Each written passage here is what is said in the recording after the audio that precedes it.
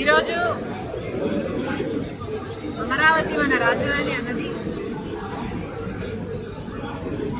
ఒక వాస్తవం, అందరికీ గర్వకారణం. అలాంటిది గత 10 సంవత్సరాలుగా ఆంధ్ర రాష్ట్రానికి ఒక రాజధానియే లేకుండా పోయిన సమయంలో అమరావతి మన రాజధాని కట్టుకునే నిర్మించుకునే ఈ సమయంలో ఇలా అమరావతికి వ్యతిరేకంగా మాట్లాడిన ఏ మాట కూడా క్షమించరాని, అసలే ఒక రాజధాని లేకుండా బాధపడుతున్న ఆంధ్ర రాష్ట్రానికి ఇది మరో దెబ్బ లాంటిది.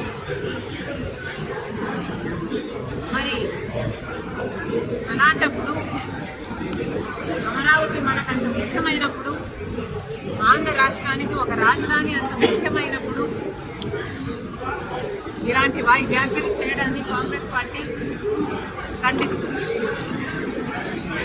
ఒక పార్టీకి చెందిన ఒక మీడియా హౌస్, వైసీపీ పార్టీకి చెందిన సాక్షి మీడియా హౌస్ లోని ఒక యాంకరు, వాళ్ళు తీసుకున్న ఒక గెస్ట్ స్పీకరు ఎవరైనా ఖండించాల్సిన విషయమే. కాకపోతే నాకు ఇక్కడ అర్థం కాని విషయం ఏమిటి అంటే, ఇది ఇంత ముఖ్యమైన పొలిటికల్ అంశం అయినప్పుడు, అంతేకాదు ఒక సోషల్ ఇష్యూ, ఒక పొలిటికల్ ఇష్యూ అయినప్పుడు ఇంత పెద్ద విషయంలో ఒక పొరపాటు జరిగితే మరి ఒక పొలిటికల్ పార్టీ అయినా, ఒక మీడియా హౌస్ అయినా క్షమాపణ చెప్పడము కామన్ డెకోరం. అలాంటిది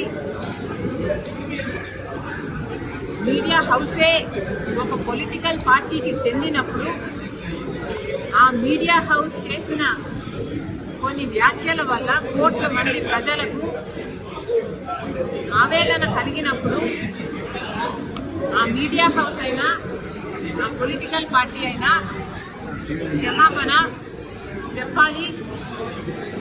మరి ముఖ్యంగా సాక్షి మీడియా హౌస్ నడుపుతున్న భారతిరెడ్డి గారు సాక్షి మీడియాలో ఇంత ఘోరం జరిగింది కాబట్టి మీరు క్షమాపణ చెప్పడంలో తప్పు లేదు, అది మీ బాధ్యత. మనం చిన్న పిల్లలకు కూడా నేర్పిస్తాము, ఒక తప్పు చేస్తే తప్పైంది సారీ అని చెప్పు నానా అని చెప్తాము. మరి అలాంటప్పుడు ఒక తప్పు జరిగినప్పుడు సారీ చెప్పుకోవడంలో, సారీ చెప్పడంలో నామోషి లేదు. మరి ముఖ్యంగా ఇది ఒక పొలిటికల్ పార్టీకి చెందిన మీడియా హౌస్.